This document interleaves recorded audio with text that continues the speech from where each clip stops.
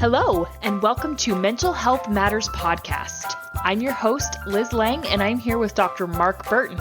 In this podcast, we will talk about all things mental health. Thank you so much for joining us.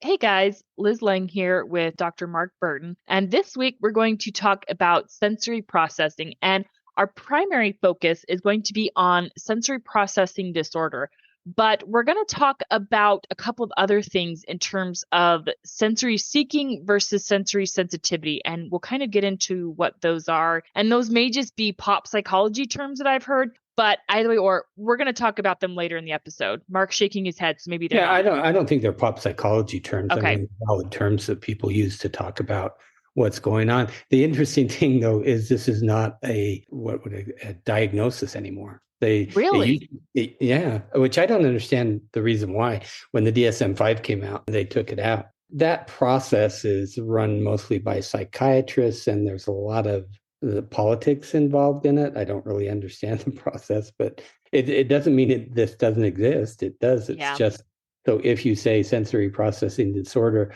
while in the past someone could be diagnosed with that, that's not a diagnosis anymore. That's my understanding. It doesn't make it any less valid at all. Right. And so I think the first time I heard about sensory processing disorder was, I think it was from another mom who was talking about her kid was dealing with sensory processing disorders. And, now I've heard about it from a few different moms. And so, I think it's becoming a little more common. My little disclaimer that I want to say at first is, so most things that we talk about, I've had experience with, but this is one of the things that I haven't had any experience with. And I think it's because I don't deal with children.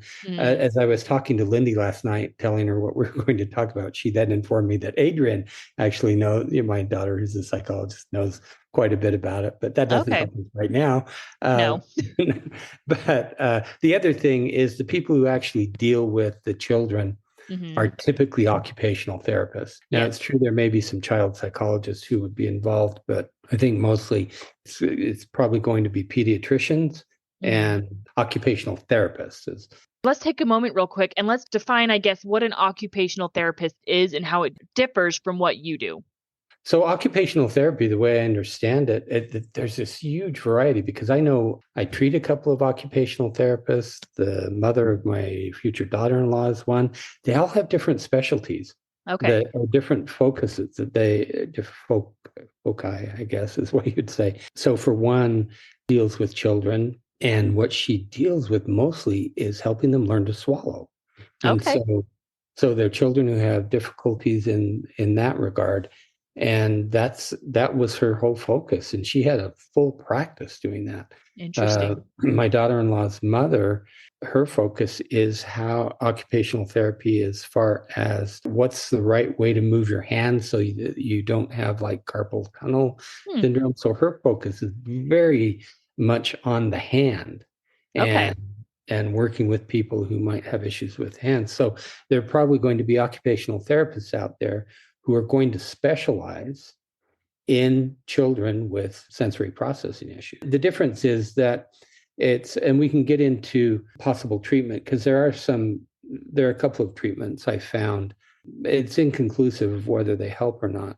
So whether a psychologist is going to be mostly focused, like, we do talk therapy mostly. If you're like Lindy, you're working with kids in play therapy, and neither one of those is going to be helpful with this particular issue, because what you want to do is come up with a plan. It's about coping, right? I think, more than anything. Coping skills, or learning how to get along in the world with these particular issues. And so there may be certainly some child psychologists who have that as a specialty, but it's going to be fairly narrow. And I think more likely it's going to be the occupational therapist. So a typical psychologist is not going to deal with those particular issues. In fact, I don't deal with children. So I used to, but I've never seen it. Okay. So, and it's my understanding too, is that when it comes to sensory processing disorder, and I wonder if that's why they took it out of the DSM-5, is because there's such a wide variety of ways that it can present. That may very well be, because if you think about this, as I was looking at it, there we think of the typical five senses, Hmm. sight, sound, smell, taste, and touch. But in fact, I think in this particular case, we're really talking about eight different senses, and the Okay. extra three. So people know about sight, sound, smell, taste, and touch. Hmm. The extra three are what we call interoception, Okay. proprioception, and the vestibular sense. And I should probably just explain what those are right now. Interoception is the thing that helps you understand what you feel and helps you understand what's going on inside your body. Okay. So for instance, one of the best ways to explain it is when you're teaching a child, say, toilet training, Hmm. they have to have that sense. They have to be able to feel inside, okay, there's something going on that I need to either hold back the urine or they have to feel what's going on. And that's different for a lot of kids. And they may not be as aware Okay. of what it is that's going on in their body. So that's interoception. Proprioception is what we define as knowing where your body is in space in relationship, say, to people and things. I don't know if you've ever had the experience either with your own children or others, kids that where they're kind of bouncing around and it's almost like they're running into things Hmm. and they really don't know where they are, what they're going to hit. I think Adrian had a little bit of that when she was a kid. I think there was a time within the space of 2 weeks taking her to the doctor for a split on her head where she needed stitches Oh no. two or three times. That they were checking us out for child abuse, but Oh that's not yeah. a common area for child abuse. That's when you Yeah. get your forehead Yeah. split open, Yeah. Yeah. that's when you hit things. So, but she grew out of it. So she had a hard time knowing where her body was in space. I've heard that explained as poor spatial awareness. Yeah, and Wait. I think that it's easier to say I think or poor spatial awareness Yeah. rather than proprioception. I mean, who's going to know Because that word?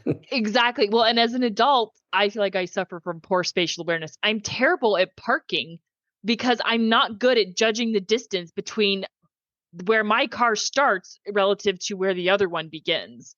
Well, And and as I've gotten older, I'm losing some of that sense. I think it's interesting. probably a natural thing that's occurring, Okay. but in very small ways, I notice it that Okay. I'm losing that awareness. I'm going to So, lose my driver's license really early. well, you can say I have poor proprioception, and maybe they'll give you an accommodation of some kind. Maybe. I don't know how So they would. vestibular.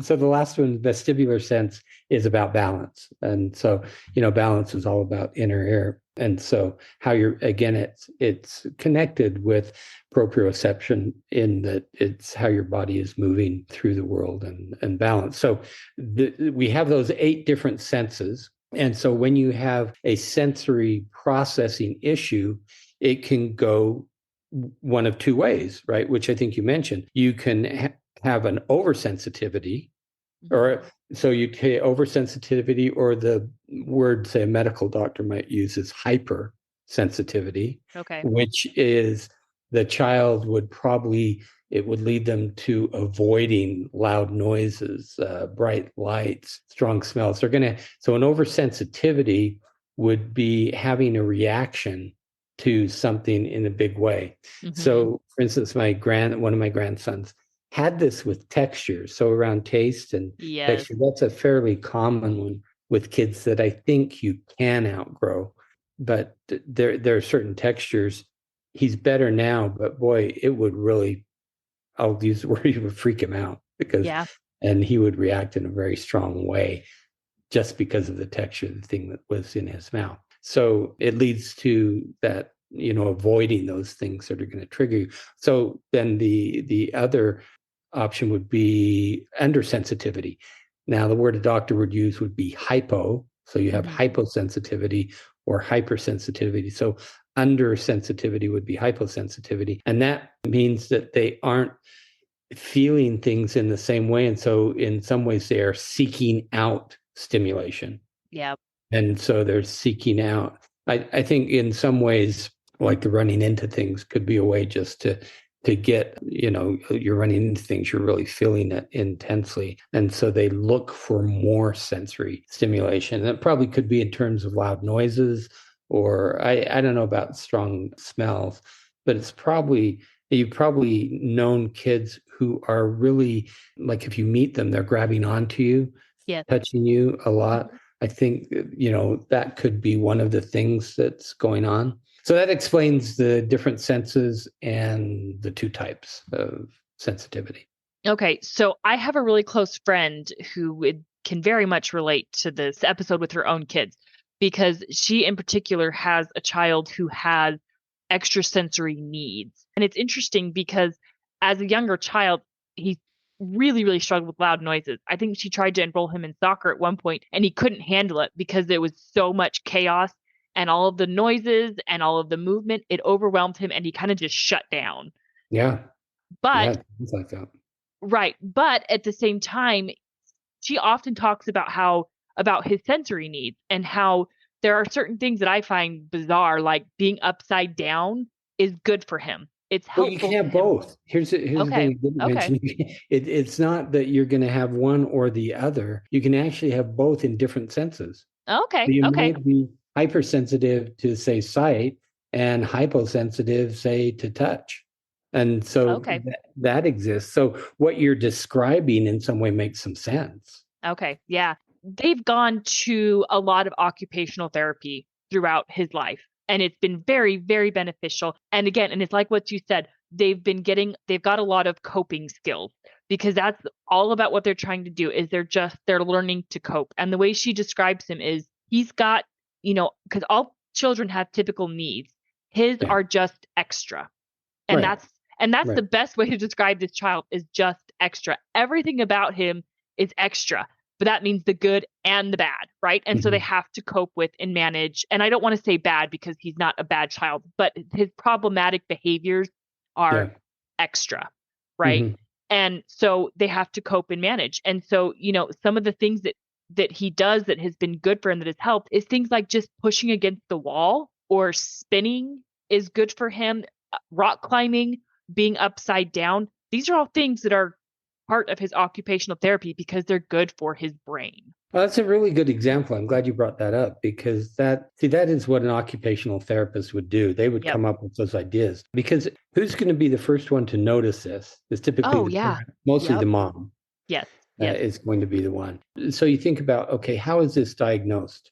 Or how do you determine that there is some sort of sensory processing issue? And so the people who can help you with that, certainly occupational therapists, neuropsychologists, neurologists. I mean, there are a number of different people who probably have experience. But first and foremost, what you want to do, say, let's just say as the parent, Hmm. father or mother, is you want to keep a log of what Okay. is going on so that you can start to make sense. Because I think we really don't have that great of memories. And so you can say, Yep. well, my son did this that day and this day and that day. And it gets muddled and it gets Hmm. confusing. And so if you suspect that there are some sensory processing issues, that's what I suggest would be the first thing to do is start keeping a log about what it is, Hmm. and you can even categorize it. So out of those 8 senses, you could categorize what the sense is, and then I think you could split it up into, is it an oversensitivity or an undersensitivity? And over time,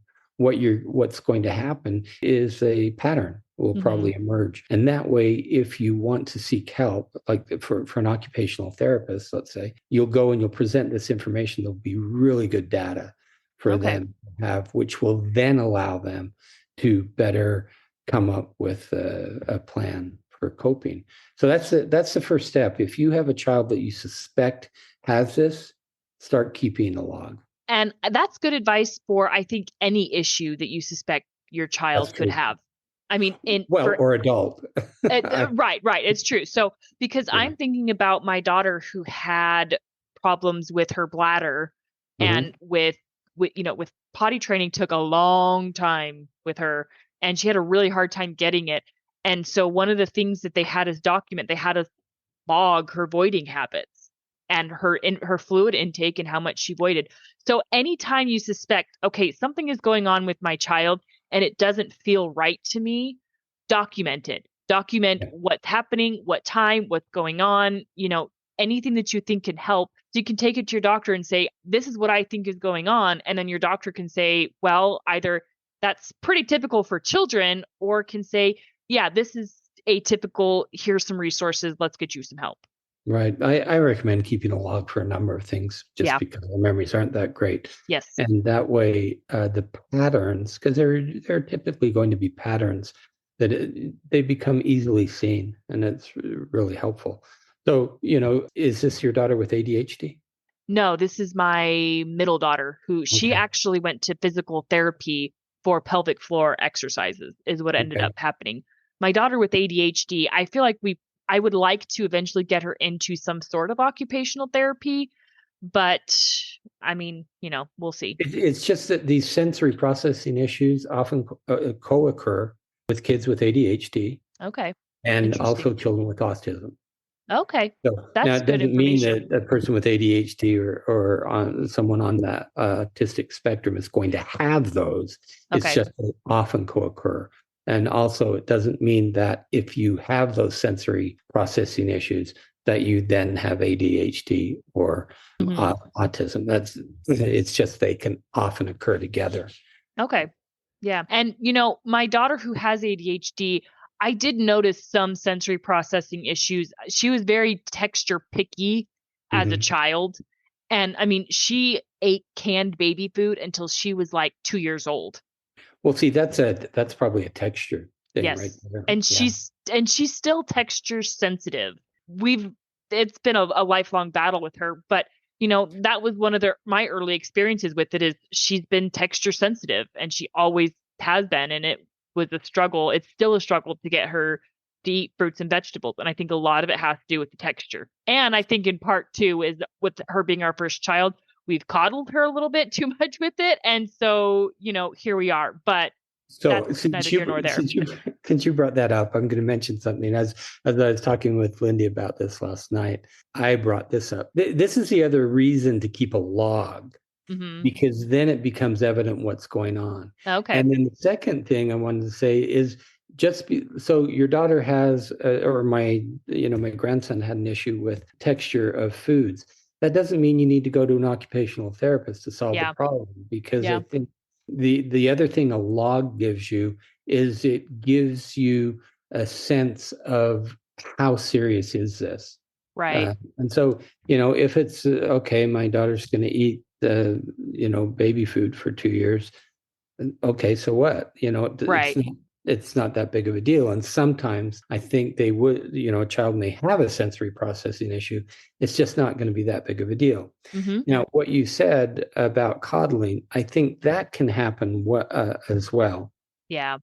Is that, sometimes a child might say, oh, I don't like this or I don't like that. And the parent wanting to please the child then reinforces that. And maybe, I'll make something special for you or something like that. And so it can be tricky. And I want our listeners to understand, I know these sensory processing issues exist, but I also know that sometimes it's a parenting issue.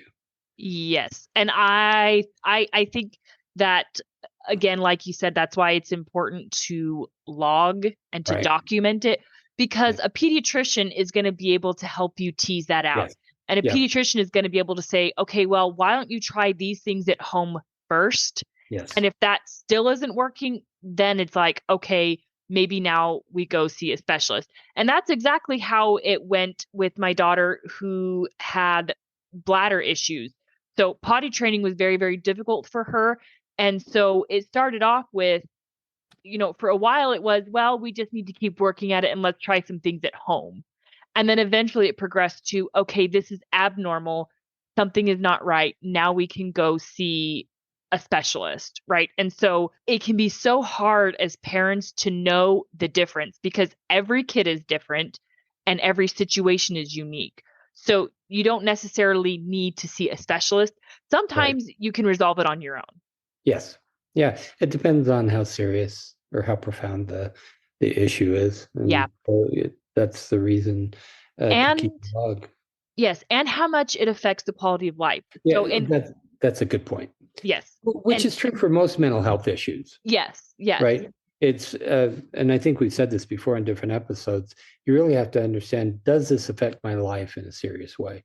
Right. And if it doesn't, then there's really not that many reasons to make a big deal out of it Yeah. Yeah. if you control I yeah, I agree. And with my daughter, we found a way to cope with it. And maybe it. Yeah, we've taken it to an extreme, but I mean, I never felt a need to send her to occupational therapy right. for her being texture sensitive. Doesn't always require the help of a professional because I think parents know their children really well. And I think Yeah. the other thing that if you feel overwhelmed by it or you don't know Yes. where to go, then that's the reason to seek out the help of a professional. And I would think the first person you talk to is probably the pediatrician. And that's exactly what it was for my good friend who I talked about early on in the episode with her son, is it was disruptive of the whole family's life, Yeah. right? And it was a problem for them. They Yeah. genuinely needed the help. And again, like you said, it started with the pediatrician, and then the pediatrician was able to help them differentiate or get them the extra help that they needed. Yeah. Okay, so let's move on a little bit and talk about something that I find to be very interesting. And that's the fact that at some point, even adults can be sensory seeking and sometimes they can be sensory sensitive. So Hmm. we've all experienced this thing. And I'm seeing this more and more often where people can say, I can't explain what's really going on, or how do I explain to someone that I can hear the dishwasher and I can feel my toes and everyone's talking at once. And you just feel genuinely overwhelmed, and it's called sensory overload, which I Yeah. think is very, very easy to happen in today's busy world. And so I think it's very common. I mean, and if you think about it, if the TV is going in the background, your kids are screaming, you're trying to have a conversation with someone, and then someone in another room is running a vacuum cleaner, that's too much for your brain to process all at one time. You're going to get overwhelmed. Right. So we aren't really talking about, say, having those sensory processing issues from childhood in this case. Exactly. We're, Yes. we're talking about just living in the world. And Yes. so I think that, yes, I really believe there's too much stimulation in our Mhm. world. I mean, you have Mhm. phones, you have pads, you have computers, you have TV, you have radio. It's just too much sometimes. It's the reason I think my family is surprised. I drive to work and they say, well, what do you listen to on the radio? I drive to work in silence. Yep. Total silence. I need that. I'm going to be talking Mhm. to people all day. I'm going to be listening all day. I don't need any other input. And so, I don't know, maybe that's the way I cope with the Yeah. sense of overload. Yeah. But I also think that if you are, well, this can be two things. You can be anxious Mhm. and be more sensitive to what's going on around you. But I also think all of that noise and chaos and stuff that's going on around you can lead you to be anxious. Yes. Um, and so, as far as adults, I think we need to do a better job at changing our environment. Mhm. I'm surprised at how many people come into the office and in this case, what they're talking about, typically I'll hear them say, oh, the news makes me anxious. See, that's just a sensory input, right? Yep. And they say, well, why not turn it off? I don't, Mhm. if you're getting anxious because of something you can control, well, turn the thing off. I think we all need quiet sometime. Yes. Yes. And I've never lived in a big city like say New York or LA or San Mhm. Francisco. But I visited San Francisco enough when Adrian lived there. I can't take all that sensory overload. There's so much Yes. going on all the time. And so it's interesting that, I've never really described where I live. I live in a canyon outside of Salt Lake City. It is always quiet. Mhm. And so I don't have that. And so maybe I just didn't know that I had these sensory issues Yeah. because I learned to live in such a way that it doesn't affect me. And so I think parents in particular need to really check themselves, because I think being overstimulated, it can also make us very irritable. And I think as parents, we really need to recognize that, because I mean, if all three of your kids are coming to you at the same time and they all have five different questions, that's going to be sensory overload, but it might be hard to pinpoint it. Or maybe you're trying to cook dinner, somebody needs help with their homework, another person needs a snack, the phone is ringing, and then your husband also needs something. That's a lot to deal with at once. And I think parents need to be better at recognizing and saying, I am overwhelmed. I need 5 minutes. I need everybody to stop so I can regroup. So I'm going to give one piece of advice, and I know this is my own bias. Mm-hmm. Turn off the TV. Okay. Yeah. Turn off the TV. I'm surprised just because we don't have the TV on, but I'm surprised at how many people come in and and I ask them about what they're doing, and they might be talking on the couch but the TV's on over there, Yep. or they're having dinner and the TV's on over there, and they say, "Oh, I like the background noise." It's that sensory Yep. input, Mm-hmm. and you bringing this up about being overloaded. I think it happens to a lot of adults, Yes. and so the easiest thing, the easiest thing, turn off your phone for a time, put it away, and Mm-hmm. turn Mm-hmm. off the TV. And that's not to say that you still can't get sensory overloaded even if you do have the Right, TV on, right. right? I'm just saying it's one of those Yes. things you can control Yes. that would Yes. likely decrease. And I'm surprised how often Yes. that is a factor in the homes of a lot of the people that I see. Yeah. So, and that's a great coping mechanism is start with what you can Yeah, control. You can yeah, control your phone. You can control the TV. You can't yes. control your kids. You can't control No, your husband. although you could teach them to line up and take a turn. Yes, you can. There we go. Yeah. Okay. So now let's flip it and talk about the opposite, which I think is less common, but maybe the people who love the city life, they love the hustle and bustle of the city life. I'm not necessarily one of those people, but I do find myself be sensory seeking. And so I'm just going to confess right now, I am 30 years old and I love bubble wrap. I love popping bubble wrap. Well, Liz, who doesn't love bubble wrap? I love bubble wrap. Okay, We so it think is not just me. no, who knows what it is. There's something incredibly satisfying about Yes. popping all these bubbles. But if there's bubble wrap, I can't help myself though. Like if somebody puts bubble wrap in my hand, I'm gonna pop it, Well, right? now we're talking about a compulsion, but Okay, I mean, I could be struggling with that too, but I mean, my kids are really into like fidgets, is what they call them, like, and they're really just sensory toys. So like you think of like fidget spinners or like needles or things that you can do with your hands, like toys. as I was looking at one of the things that, say, an occupational therapist might suggest is, at least in school, if Yeah. you an accommodation might be to have a fidget. Yes. I love Yeah, them. I buy yeah, them for my kids and then I use them because I like them. yeah. And I mean, I love textures. I love playing with kinetic sand. I love playing with Play-Doh and Neatos and all of these different things to keep my hands busy. I love doing that and I'm an adult. So even adults can be sensory seeking. Maybe that's why I love cuddling so much. If I had my own love language, it would probably be cuddling. I love hugs and I love cuddling. I can cuddle all day with any member of my family. Oh, but that's part of the love. That's touch. Yes. Okay. Interesting. We're going Interesting to you talk bring about that up because it. that's Yeah. coming up, folks. Right. I mean, if you're like me and you're 30 years old and popping the bubble wrap helps you cope with life and be a happier individual, pop the bubble wrap. Okay, so Liz, do you know that you can go to Office Max and you can buy a big roll of bubble wrap? Yeah, but I also Maybe I get shouldn't it. have told you that. But Because you can have a year's supply of bubble wrap right there in your home. I also get it for free at work because half of the Okay. stuff we get is bubble wrap. Okay. So, or I don't know. I mean, I guess my big thing is if you like sensory, they're not just for kids. If you like sensory That's toys, fine. Yeah. go buy them for yourself. Yeah. There's nothing wrong with that.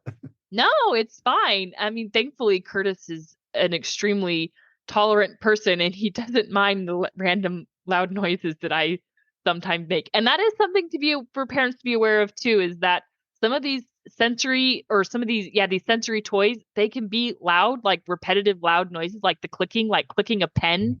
I love clicking pens. Like it's, and I'm just one of those people that I guess I'm more sensory seeking. I love sensory anything. That's So, what it seems like.